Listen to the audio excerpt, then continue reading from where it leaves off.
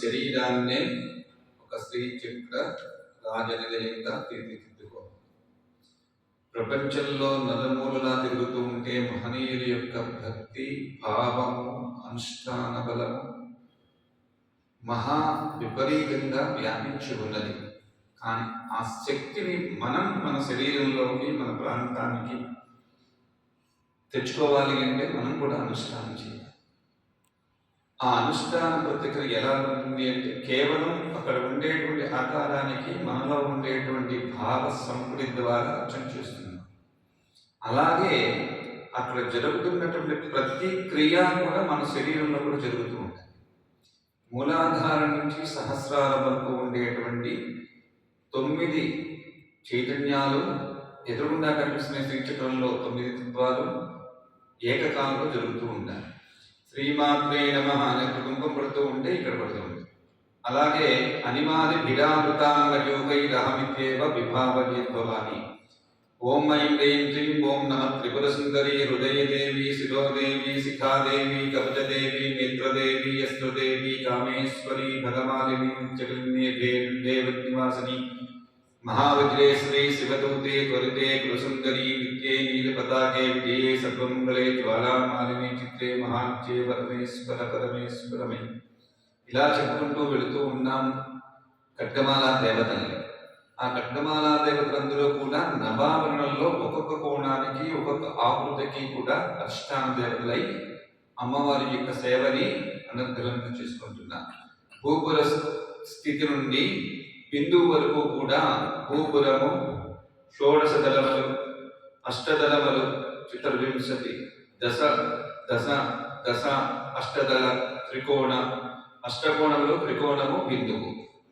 ఎలాగైతే శ్రీచక్రం మనం చేస్తున్నాం నవావరణ పూజ, అలాగే మనం కూడా పుటం పెట్టిన బంగారం ఏ విధంగా తల వెలుగుతూ ఉంటుందో మనం కూడా మంత్రోపాసన చేస్తూ ఉంటే ఈ జీవితం కూడా అంత వైభవేతంగా ఉండాలనే ఆకాంక్ష ప్రతి జీవికి ఉంటుంది. కానీ ఆ వెలుగు రావాలంటే కేవలం బయట నుంచి వచ్చేటువంటి ప్రకాశాన్ని మన మీద కురిపించుకుని మనకు కూడా వెలుగుందని ప్రపంచాన్ని చాటుతున్నాం కాదు. అంతర్ముఖంగా రావాలి వెలుగు. అంతర్జనంగా వెలుగు రావాలి అంటే మనం పోటీ పడకూడదు ప్రపంచానికి. భక్తి నాకు చాలా ఉంది అని చెప్పి ప్రపంచానికి తెలియకూడదు. మనకున్న భక్తి, మనకున్న విశ్వాసం, మనకున్నటువంటి జ్ఞానశుద్ధి, మనకు గురువులు చెప్పినటువంటి పాఠములు, గురువు చెప్పినటువంటి ఉపదేశాలు, గురువు చెప్పిన మంత్రోపాసన కూడా కేవలం అమ్మకి తెలియాలి, గురువుకి తెలియాలి, మన సహచరులకి. ఉపాసన అందరూ చేసుకుంటూ ఉంటాం. ఇంత పెద్ద పాత్రతో ఎక్కువగా వండినప్పుడు దాని నిండా కనిపిస్తుంది. అది గొప్పతనం కాదు. దానికి ఎక్కువగా కనిపించింది అనుకోండి, మన అవివేకంతో దాని నిండా పోసాం. అంటే పాత్ర ఎంత ఉడుకుతుందో తెలియకుండా ఎక్కువగా ఉడకబెట్టడానికి ప్రయత్నం చేసాం. అది ఎందుకు కూడా నిర్వీర్యమైపోయింది. అలాగే మనలో ఉండే పాత్ర ఎంత చేసినా కూడా అద్భుతం కలుగుతుంది. ఇటువంటి పాత్రని మనకి గురువు నిర్మించాడు మంత్రశాస్త్రం. అటువంటి పాత్ర అమ్మవారు పోషించవయ్యా అని చెప్పి యుగ ధర్మంలో మనకి ఒక సృష్టించింది. మన మానవులుగా జన్మించేటువంటి అవకాశం కలిగించి అనేక కోటి బ్రహ్మాండ జనని దివ్య విగ్రహం అంటున్నాం. కోట్ల జన్మ నుండి నేను తిరుగుతూ ఉన్నాను సూక్ష్మజీవిగానో ఎలాగో ఒక్కసారి మానవ జన్మ ఇచ్చి నా కర్మని విముక్తి పొంది మళ్ళీ నీ చెంతని అద్భుతమైన స్థితిలో నీ సేవ చేసుకునేటువంటి అవకాశాన్ని ప్రసాదించండి. కోటి జన్మల్లో వేడుకుంటే ఒక్క జన్మ మానవ జన్మ ఇచ్చింది. ఇది శాస్త్రాలు, పురాణాలు, పెద్దలు చెప్పారు. మనం తెలుసుకునేటువంటి సమయము లేదు, తెలుసుకునే విధానము తెలియదు. వాళ్ళు చెప్పింది ఆచరిద్దాం. ఇక్కడ గొప్ప శక్తి ఉంది, ఇక్కడ గొప్ప శక్తి లేదు, ఇక్కడ గొప్ప శక్తితో చేయాలి, ఇక్కడ గొప్ప శక్తితో చేయకూడదు అనేటువంటి భావాలు లేవు. అన్నిటికీ శాస్త్రాలు, ధర్మాలు, ప్రతి దానికి కూడా రూల్స్ అండ్ రెగ్యులేషన్స్ ఉన్నాయి. సంప్రదాయానికి విరుద్ధంగా వెళ్ళకూడదు. కోరిక తీరాలని చెప్పి అవివేకంతో మనం చేయకూడదు. కోరిక తీరాలనేటువంటి భావం తప్పు కాదు, కానీ కోరిక ఎలాగైనా తీర్చుకోవాలని చెప్పి ఎదుటి వారిని బాధ పెట్టి తీర్చుకోవడం మాత్రం తప్పు. అలాగే మనలో మనం ఏం చేస్తున్నాం, కక్కసం, తెలియని కక్కసం వస్తూ ఉంటుంది, కోపం వస్తూ ఉంటుంది, ఇది వస్తుంది, రావాలి ఆ క్షణమే. మరో క్షణంలో ఆ కోపానికి నువ్వు ప్రవర్తించకూడదు. అంటే కోపం దేని మీద రావాలి, మనల్ని బాధ పెడుతున్నటువంటి లోపలున్నాయి, కామ క్రోధ లోభ మోహ మద ఆశ్చర్యంలో, వాటిని పక్కకు పెట్టడానికి కొద్దిగా కోపగించుకోవాలి. అంతేగాని అంతసేపు కోపమే, ఎందుకంటే నా లోపల బాధపడుతున్నాను అందుకు కోపంగా ఉన్నది కాదు. మనం చేసేటువంటి సాధన మన శరీరం శ్రీచక్రంగా భావించినప్పుడు శ్రీచక్రమైనటువంటి ఎంత పవిత్ర భావంతో ఉంటుందో మన శరీరం కూడా అంత పవిత్ర భావంతో ఉన్నట్టుగా భావం చేసుకోవాలి. అప్పుడు మనం ఎక్కడున్నా కూడా ఆ ప్రాంతం హాయిగా ఉంటుంది, అనుకుందాం. సూర్యప్రకాశం ఏ విధంగా ఉంటుందో మనలో ఉండేటువంటి రుగ్మతలన్నీ కూడా పోయి, సూర్యరశ్మి వల్ల అనేక రుగ్మతలు పోయే విధంగా మనలో కూడా రుగ్మతలు పోయి మనం ఏం చేసినా కూడా అద్భుతమైనటువంటి భావంతో ఉండే స్థితికి చేకూరడానికి మన శరీరాన్ని శ్రీచక్రంగా భావించాలి. యోని ముద్రాకండే శ్రీకృణాంబా త్రికోణగా అనగా అద్భుత చారిత్ర వాంఛితార్థ ప్రధానిని. మనం ప్రపంచంలో వింటున్నటువంటి ప్రతి మాట, ప్రతి భావము, ప్రతి ఉపాసన పనుల యొక్క దర్శనం, ప్రతి ఉపాసన రహస్యం, ప్రతి ఉపాసనలో ఉండేటువంటి చైతన్యములు మహనీయులు ఎన్నో విధాలుగా మనకి చెబుతూ ఉన్నారు. వాళ్ళ పాట కూలి మన మీద పడినంతగా సుఖంగా ఉంటాం. కానీ మహనీయులు తగ్గిపోతున్నారు. వాళ్ళ ఆ యొక్క ఆలోచన విధానాలు తగ్గిపోతున్నాయి. కారణం పెద్దవాళ్ళు అయిపోతున్నారు. వాళ్ళు చేసేటువంటి ఓపిక లేకపోయింది. కానీ ఆ భక్తిని మనం పూర్తిగా విస్మరించకుండా ఆ భక్తిని మనం పూర్తిగా పూర్ణం చేయాలి. అది చేయాలి అంటే మనం మళ్ళీ అనుష్ఠానం చేస్తూ ఉంటాం. అంతేగాని ఇది పోటీ ప్రపంచం, నాకు చాలా భక్తి ఉంది అని చెప్పేసి మనం పరిగెట్టుకు వెళ్ళిపోవడం, లేదా వారి రోజులు మారేయడం కాదు. ఎప్పుడూ ఒకే భావంతో ఉంటేనే நமக்கு ఇష్టం. యథాలాపంగా మనం చేసేటువంటి పని లౌకికం, కానీ ఎప్పుడూ కూడా ఒకే భావంతో చేసే అలౌకికం. అంటే అమ్మవారికి ఏంటి ఇష్టమో గురువు ద్వారా తెలుసుకుని ఆ విధంగా దేవతకి సమీపంగా వెళ్ళాలి అంటే మన శరీరం శ్రీచక్రము. నాలుగులో వృద్ధమధ్యేది. ఈశ్వరుడికి నాకు తేడా లేదు. నేనే ఈశ్వరుణ్ణి, నాలో ఉంది ఈశ్వరుడు. నన్ను జగత్తును సంరక్షించడానికి ఒక సూక్ష్మమైనటువంటి ఆలోచనతో నన్ను సృష్టించాడు. ఆ సూక్ష్మమైన ఆలోచనతో స్థూలంగా ఆలోచించి ఆ స్థూలంలోంచి కారణంలోకి వెళ్ళి ఆ కారణంలోంచి మహాకాలంలో ఐక్యమయ్యేటువంటి ప్రమాణాన్ని గురువు ద్వారా తెలుసుకోవాలి. ఇది సత్యము, ఇది సత్యము, ఇది సత్యము, ప్రతి నిత్యము అని ఏ భావంతో మనం ముందుకు వెళతామో వాడు జగత్తులో రక్షించడానికి హాయిగా మంచి పోర్ట్ఫోలియో ఇస్తుంది అమ్మవారు. హాయిగా కూర్చోబెట్టుకుని మంచిగా అటువంటి స్థితిని మనం తెచ్చుకోవాలి. ప్రపంచమంతా కూడా మాయ అయిపోతుంది అంటే, మాయ అయిపోవడం అంటే కనిపించకుండా పోయే మాయ వేరు, మాయతో ఉండేటువంటి ప్రపంచం వేరు, మాయే మిగులుతూ ఉన్నటువంటి ప్రపంచం వేరు. అటువంటి మాయలోకి మనం వెళ్ళకుండా మహిమాన్వితమైనటువంటి మాయలోకి వెళ్ళాలి.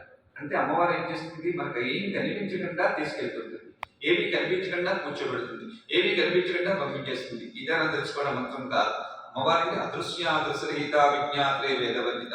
నేను అనుక్షణం నీకు కనిపించడం ముఖ్యమా, నీలో నేను ఉండడం ముఖ్యమా అంటారు అమ్మవారు.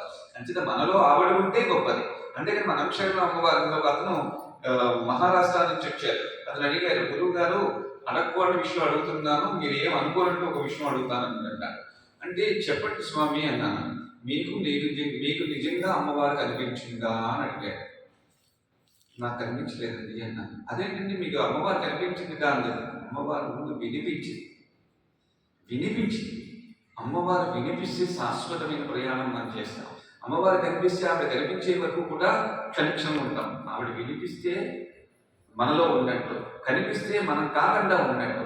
అంచేత మనలో ఉండే అమ్మ నాకు వినిపించింది, మనలో ఉండే మన అమ్మ మనకు కనిపించింది. ఆరంటే ఈ రోజున శాశ్వతమైనటువంటి భావానికి నన్ను దగ్గర చేసింది. అటువంటి దగ్గర సంకల్పంతో ఇంత వైభవం జరిగింది. నువ్వు ఎక్కడ బొంబాయి, ఎక్కడ శ్రీకాకుళం, బొంబాయి కూడా కాదు పండరీపురం, నువ్వు ఎక్కడే ఉన్నాడు అని రాశాడు కూడా. పండరీపురం నుంచి వచ్చాం స్వామి, అక్కడ తెలుసుకుని ఇక్కడికి వచ్చాం, ఎలాగైనా ఒక్క క్షణం చూసి వెళ్ళిపోవాలి. నిజంగా మన యొక్క ఆశయం పండరీపురం వెళ్ళిందని గొప్పతనం కాదు. నిజంగా భక్తికి దగ్గరికి వెళ్ళింది, ప్రతి భక్తుడిలోకి మన విషయం వెళ్ళింది. నాకు కావాల్సిన తపన అది. అంతేగాని అమెరికాలో మన గురించి చెప్పుకుంటున్నాను మనకు అక్కర్లేదు. ప్రతి భక్తుడి నోట్లోని ఈ శక్తి కావాలి. ఇటువంటి శక్తికి దగ్గర వాళ్ళు అంటే ఇటువంటి మహత్తరమైన క్షేత్రాలు భారతదేశంలో గోపొల్లగా ఉన్నాయి. ప్రతి ఇంట్లోనూ ఉన్నాయి, ప్రతి ఒంట్లోని ఉన్నాయి. అవన్నీ మనం తెలుసుకోవాలి పెద్దల ద్వారా. అప్పుడే అనుష్ఠానం చేస్తే ఆ అనుష్ఠానం వల్ల అమ్మ సంతసించి మనకుండేటువంటి చింతల్ని బయటికి పోగొట్టి ప్రతి క్షణము ఆనందానికి దగ్గరగా అయి ఆనంద పరవశమైనటువంటి చైతన్య స్వరూపంగా మన అమ్మవారు మనకు కనిపిస్తూ ఉంటారు. ప్రతి క్షణాన్ని మనకు కాపాడుతూ ఉంటారు. అటువంటి శ్రీ విద్యోపాసన భారతదేశానికి చాలా అవసరం, ప్రపంచానికి అవసరం. ఒక క్షణం సంతోషిస్తే, ఒక ఒక గంట బాధలు వింటున్నాం, ఒక గంట సంతోషంగా ఉంటే ఒక రోజుల్లో బాధలు వింటున్నాం, ఒక రోజుల్లో సంతోషంగా ఉంటే ఒక నెల కాలం బాధలతో ఉంటున్నాం. అంటే బాధ ఎక్కువగా ఉందా, సంతోషం ఎక్కువగా ఉందా చెప్పండి?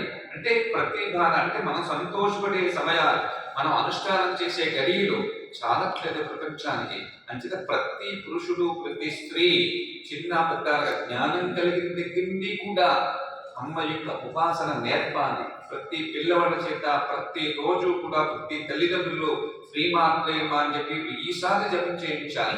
అలాగే పెద్దవాళ్ళు మూలమంత్రాన్ని చేయాలి. అలాగే ప్రతి ఇంట్లో ఎక్కడ జరుగుతుందో శాశ్వతమైన సుఖానికి, శాశ్వతమైన ఆనందానికి, మన శరీరంలో ఉండే జగన్మాత యొక్క దివ్య మంగళ స్వరూపాన్ని మనం ఎదురుగుండా కూర్చుని కొలుస్తున్నటువంటి యంత్రానికి కానీ, తంత్రం కానీ, మంత్రం కానీ, అమ్మ స్వరూపానికి కానీ నిజమైన న్యాయం చేసే వాళ్ళం అవుతాం.